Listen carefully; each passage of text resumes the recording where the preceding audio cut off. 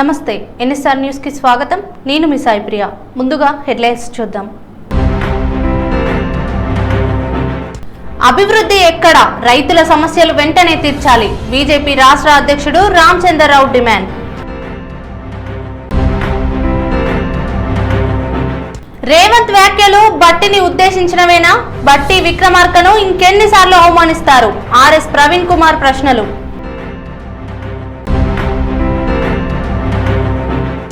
పాలమూరు రంగారెడ్డిపై కాంగ్రెస్ కు చిత్తశుద్ధి లేదు. మాజీ మంత్రి సి లక్ష్మారెడ్డి ఆరోపణ.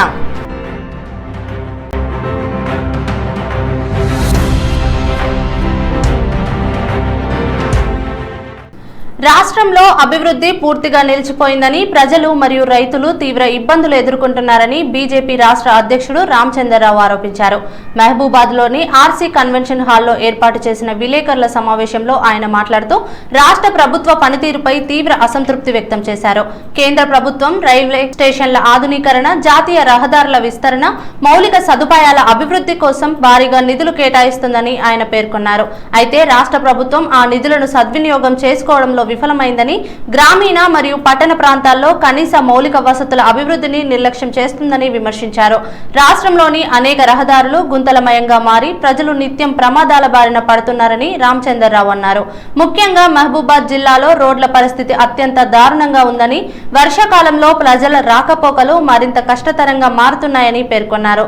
తాగునీటి సమస్య కూడా జిల్లాలో తీవ్రంగా ఉందని, అనేక గ్రామాల్లో ప్రజలకు స్వచ్ఛమైన తాగునీరు అందడం లేదని ఆవేదన వ్యక్తం చేశారు.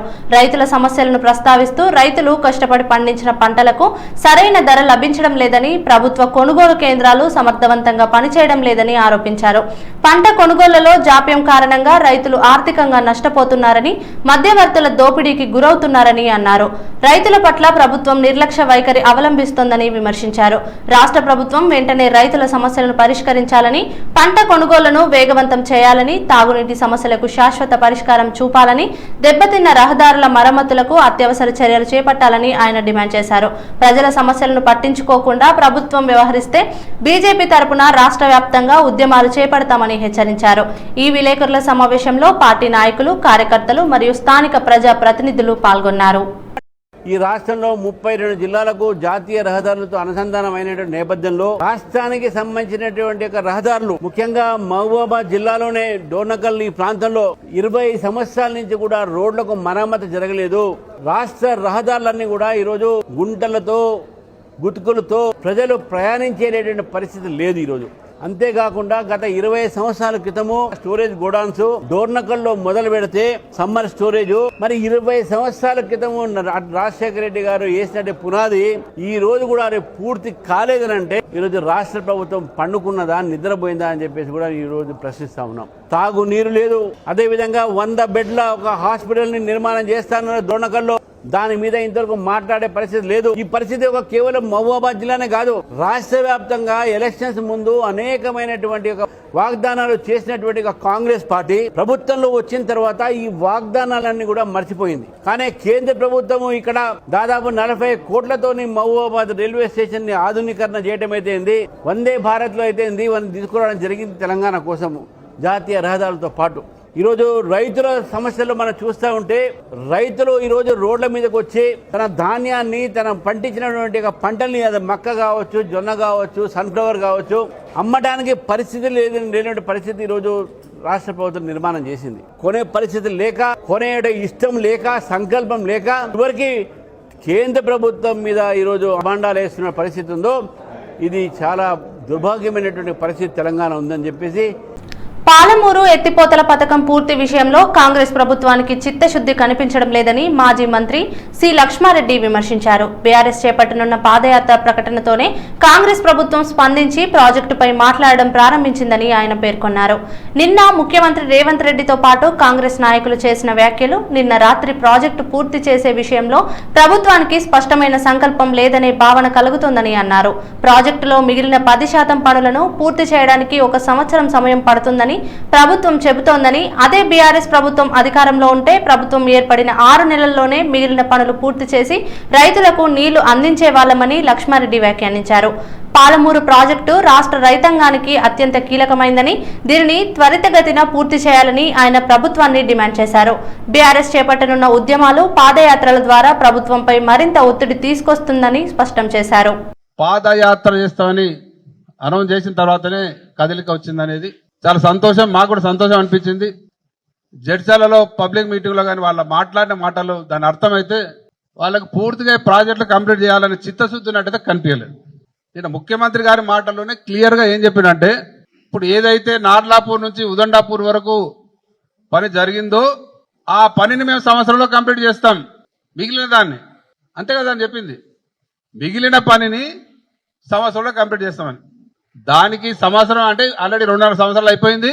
ఇంకొక సంవత్సరం 3.5 సంవత్సరాలు.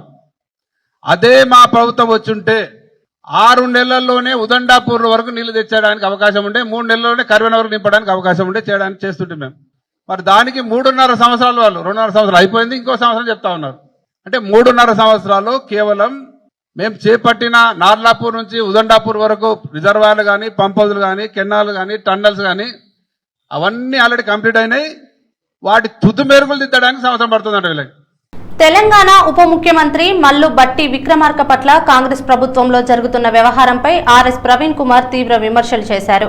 తెలంగాణలో ప్రస్తుతం అత్యంత బాధ, విషాదంలో ఎవరైనా జీవిస్తున్నారంటే అది బట్టి విక్రమార్కేనని వ్యాఖ్యానించారు. ముఖ్యమంత్రి రేవంత్ రెడ్డి ఇటీవల చేసిన గోసి కట్టుకొని గడ్డం పెంచుకున్న వాళ్ళందరూ రాజశేఖర్ రెడ్డి కాలేరు అనే వ్యాఖ్యలను ప్రస్తావించిన ఆర్ఎస్ ప్రవీణ్ కుమార్ ఆ మాటలు పరోక్షంగా బట్టి విక్రమార్కను ఉద్దేశించినట్టే కనిపిస్తున్నాయని అన్నారు.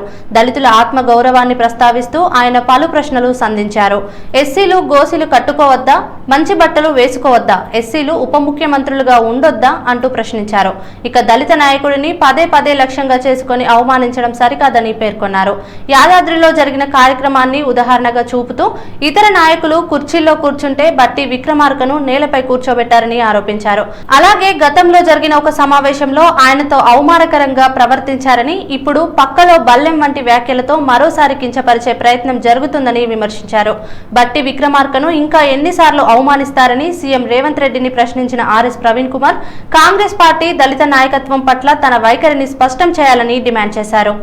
అప్పుడు కూడా ఆయన ఏమనలేదు. ఇక అది సరిపోదని మళ్ళీ ఇప్పుడు పక్కలో బల్లెంలాగా ఉన్నాడురా బాబు అని చెప్పేసి గోషి కట్టుకున్న వాళ్ళందరూ కూడా రాజశేఖర్ రెడ్డి కాలేరు అని ఎవరిని అంటున్నారు? మల్లు బట్టి విక్రమార్క అంటున్నారు. మీరు కుల్లా ఇది ఏ మాటకా మాట. అంటే ఏంది, ఎస్సీలు గోషులు కట్టుకోవద్దా, లేకపోతే ఎస్సీలు మంచి బట్టలు వేసుకోవద్దా, ఎస్సీలు ఉప ముఖ్యమంత్రులుగా ఉండొద్దా? మరి మీరే చెప్పాలి. ఇవాళ మేము కూడా అనొచ్చు, సెక్రటరియట్లో 6వ అంతస్తుల ఒక ముఖ్యమంత్రి పీఠం మీద కూర్చున్న వాళ్ళందరూ కేసీఆర్ కాలేరు అని చెప్పి మేము కూడా అనొచ్చు. అంటాం, బరాబర్ అంటాం. కేసీఆర్ గారు ఎక్కడా, మీరెక్కడ? రేవంత్ రెడ్డి గారు. కేసీఆర్ గారు ఒక విజనరీ, మీరు ఒక మెర్సినరీ. చెరువు శిఖం భూములను రిజిస్ట్రేషన్ చేసుకున్నారని వస్తున్న ఆరోపణల నేపథ్యంలో ఉప ముఖ్యమంత్రి పవన్ కళ్యాణ్ వెంటనే ఆ భూములను ప్రభుత్వానికి అప్పగించాలని డిమాండ్లు వ్యక్తమవుతున్నాయి. ప్రజా అవసరాలకు, పర్యావరణ పరిరక్షణకు సంబంధించిన చెరువు శిఖం భూములను వ్యక్తిగత పేర్లపై ఉంచడం సమంజసం కాదని విమర్శకులు పేర్కొంటున్నారు. ఈ సందర్భంగా ఏర్పాటు చేసిన విలేకరుల సమావేశంలో కల్వకుంట్ల కవిత మాట్లాడారు. చెరువు శిఖం భూములపై ఏర్పాటు చేసిన కంచెలను తక్షణమే తొలగించాలని, సంబంధిత అధికారులు పూర్తి స్థాయిలో విచారణ చేపట్టి వాస్తవాలను ప్రజలకు వెల్లడించాలని కోరుతున్నారు. చెరువులు, వాటి పరిధిలోని భూములు అక్రమాలకు గురైతే భూగర్భ జలాలపై, సాగునీటి వనరులపై ప్రతికూల ప్రభావం పడే అవకాశం ఉందని ఆందోళన వ్యక్తం చేస్తున్నారు.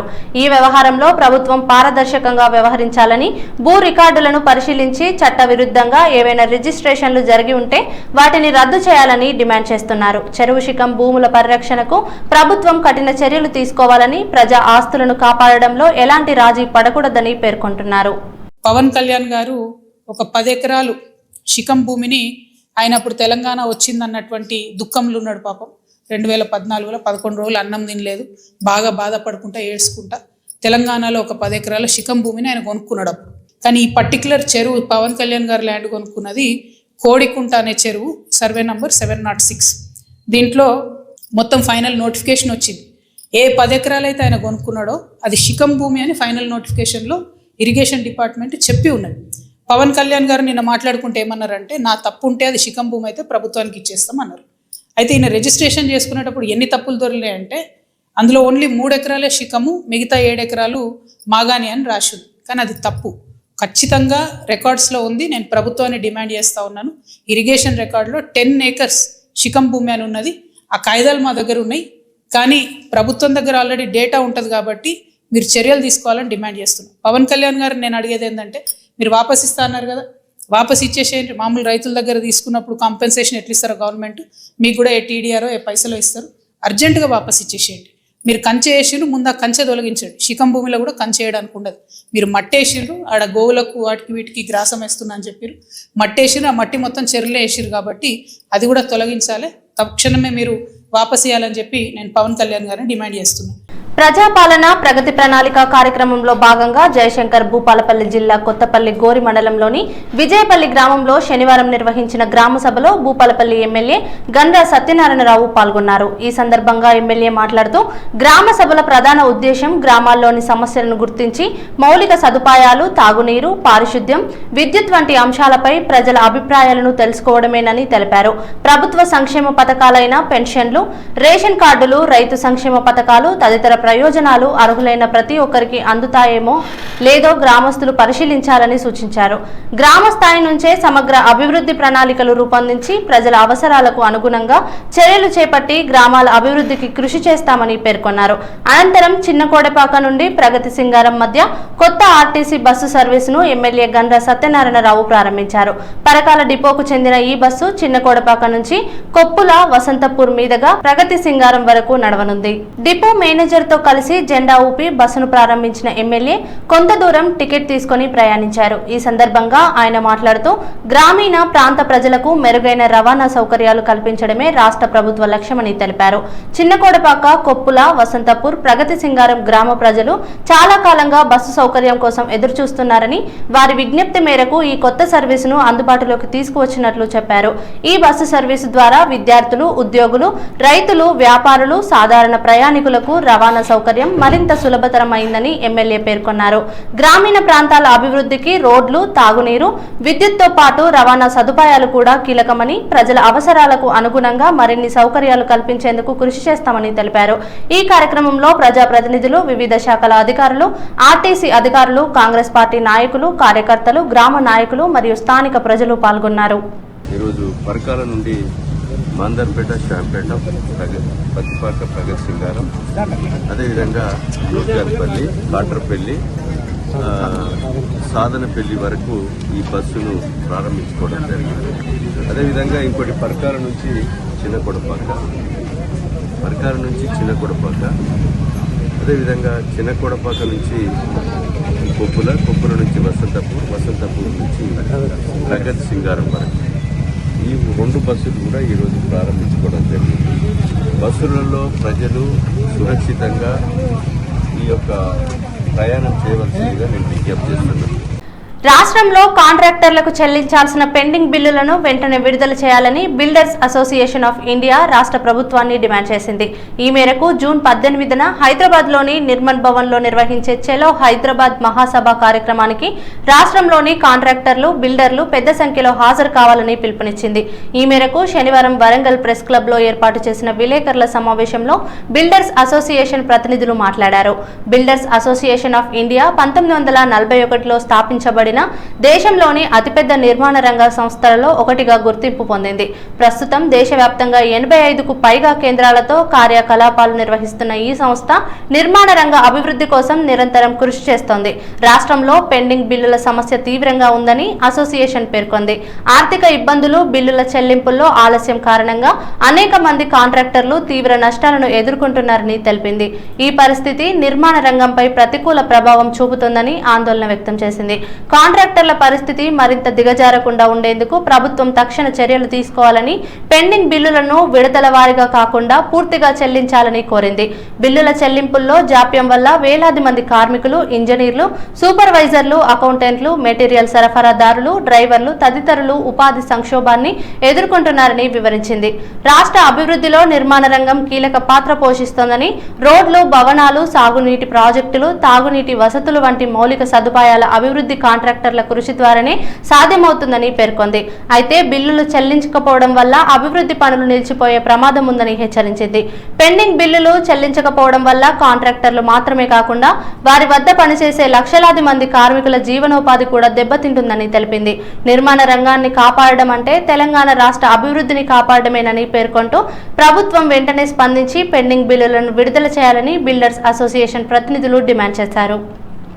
మేజర్గా ఇప్పుడు ఇక్కడ ఈరోజు మా ముఖ్య ఉద్దేశం ఏంటంటే 18వ తారీఖు నాడు చలో హైదరాబాద్ మీటింగ్ను సక్సెస్ చేయాలని మా మెంబర్స్ అందరినీ కోరుతున్నాను.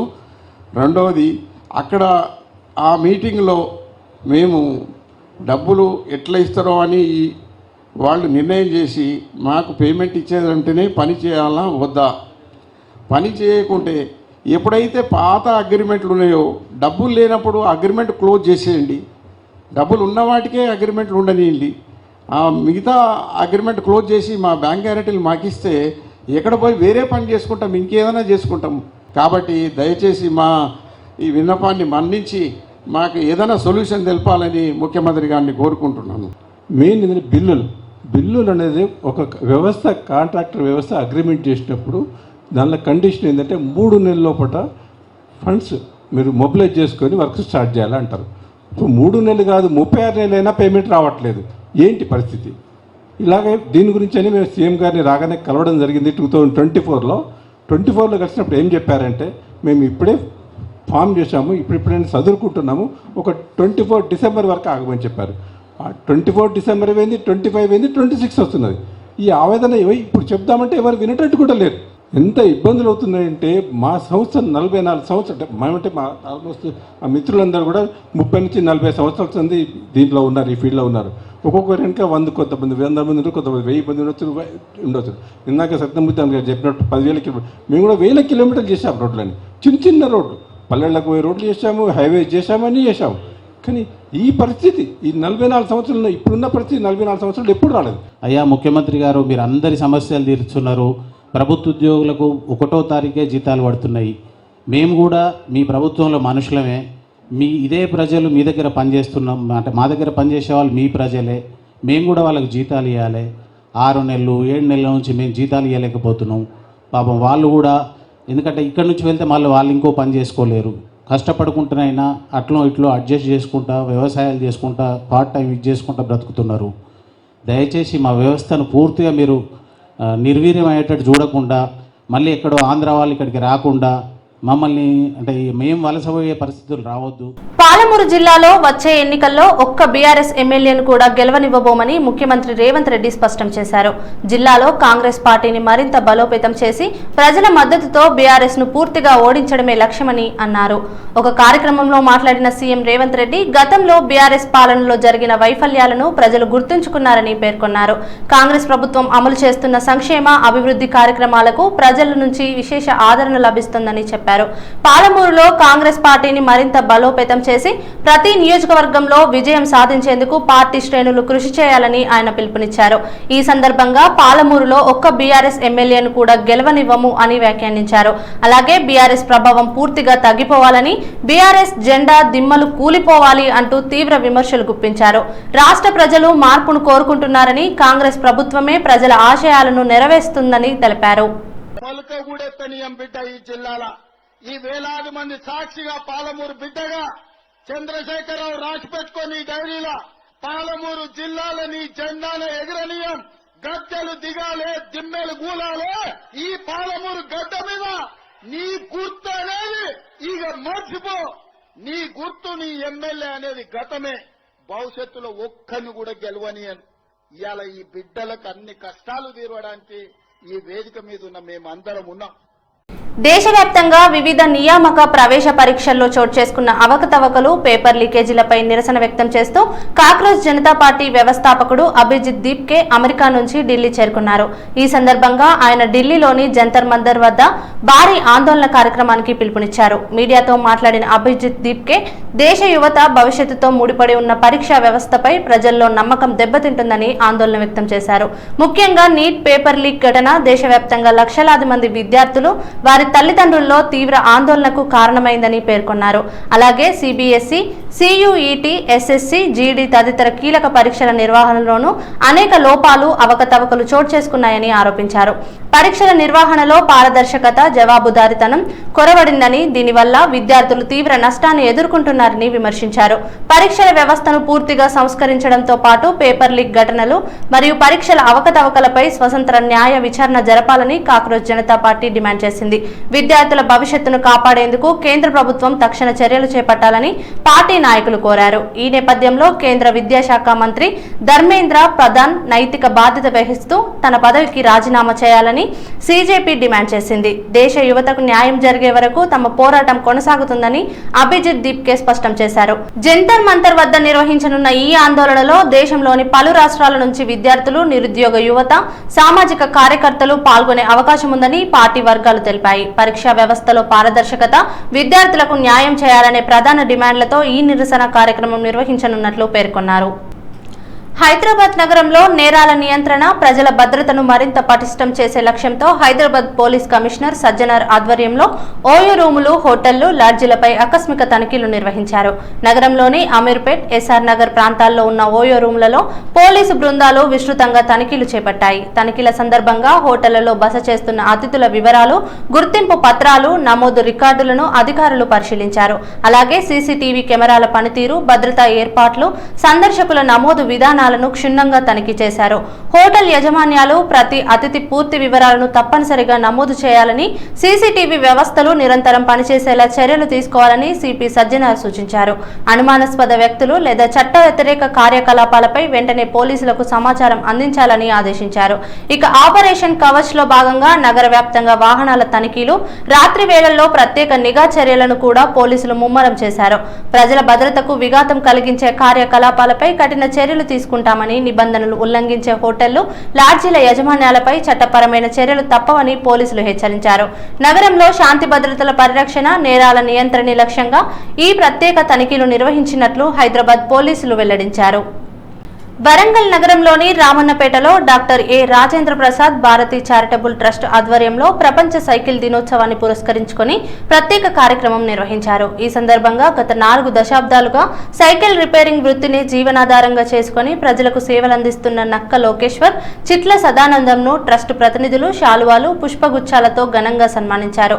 ఈ సందర్భంగా trust managing trustee doctor A Rajendra Prasad మాట్లాడుతూ ఆధునిక యుగంలోనూ సైకిల్ రిపేరింగ్ వృత్తిని కొనసాగిస్తూ జీవనోపాధి పొందడమే కాకుండా ఆరోగ్య పరిరక్షణ, పర్యావరణ పరిరక్షణలోనూ తమ వంతు పాత్ర పోషిస్తున్న ఈ ఇద్దరు వ్యక్తులు సమాజానికి ఆదర్శమని కొనియాడారు. కష్టపడి పనిచేస్తూ కుటుంబాలను పోషించడంతో పాటు తమ పిల్లలకు ఉన్నత విద్య అందించడం అభినందనీయమని అన్నారు. సైకిల్ వినియోగం వల్ల ఆరోగ్యానికి మేలు కలగడమే కాకుండా వాతావరణ కాలుష్యాన్ని తగ్గించడంలో కీలక పాత్ర పోషిస్తుందని పేర్కొన్నారు. ఈ కార్యక్రమంలో ట్రస్ట్ ఆర్గనైజర్ శ్రావణ్, మిట్టపల్లి సమ్మయ్య, అడపు రవివర్మ, నల్ల సత్యనారాయణ, రామ శ్రీనివాస్ తదితరులు పాల్గొన్నారు. వరంగల్ రామన్నపేటలోని doctor A Rajendra Prasad Bharati charitable trust ఆధ్వర్యంలో ఈరోజు ప్రపంచ సైకిల్ దినోత్సవాన్ని పురస్కరించుకొని గత 5 దశాబ్దాల నుంచి చేస్తున్నటువంటి లోకేశ్వర్, మా మిత్రుడైన లోకేశ్వర్ గారు, అలాగే సీనియర్ అయిన సదానందం గారు గత 50 సంవత్సరాల నుంచి కేవలం ఈ వృత్తి మీదనే, అంటే సైకిల్ రిపేరింగ్ చేసుకుంటూ జీవనోపాధి కల్పిస్తూ వాళ్ళకు వాళ్ళు కల్పించుకుంటూ ఇంకా ఇతరులకు కూడా కల్పిస్తూ, అలాగే ముఖ్యంగా శారీరకంగా మానసికంగా సైకిల్ తొక్కడం అనేది చాలా శ్రేయస్కరం. ఇది ఒకటి నేను ఒక డాక్టర్గా నేను చెప్తున్నాను ఏంటంటే, భవిష్యత్తులో కూడా సైకిల్ తొక్కడం అనేది మళ్ళీ కంపల్సరీ రావచ్చు. ఎందుకంటే సైకిల్ తొక్కడం అనేది చాలా ఆరోగ్యానికి చాలా ముఖ్యము. కాబట్టి ఇది వీక్షించే వారందరూ కూడా ఒకటి గ్రహించాలని సందర్భంగా తెలియజేస్తూ, మా మిత్రులు ఇద్దరికి కూడా మేము మా ట్రస్ట్ ద్వారా సన్మానించినందుకు వారు మమ్మల్ని సన్మానించిన సందర్భంగా వారికి కృతజ్ఞతలు తెలియజేస్తాం. వార్తలు ముగించే ముందు హెడ్లైన్స్ మరోసారి. అభివృద్ధి ఎక్కడ? రైతుల సమస్యలు వెంటనే తీర్చాలి. బీజేపీ రాష్ట్ర అధ్యక్షుడు రామచంద్రరావు డిమాండ్.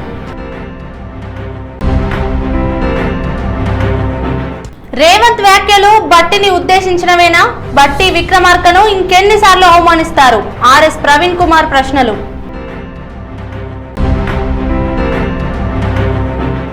పాలమూరు రంగ రంగారెడ్డిపై కాంగ్రెస్ కు చిత్తశుద్ధి లేదు, మాజీ మంత్రి సి లక్ష్మారెడ్డి ఆరోపణ. ఈ వార్తలు ఇంతటితో సమాప్తం. మరో బులెటిన్లో మళ్ళీ కలుసుకుందాం. నమస్కారం.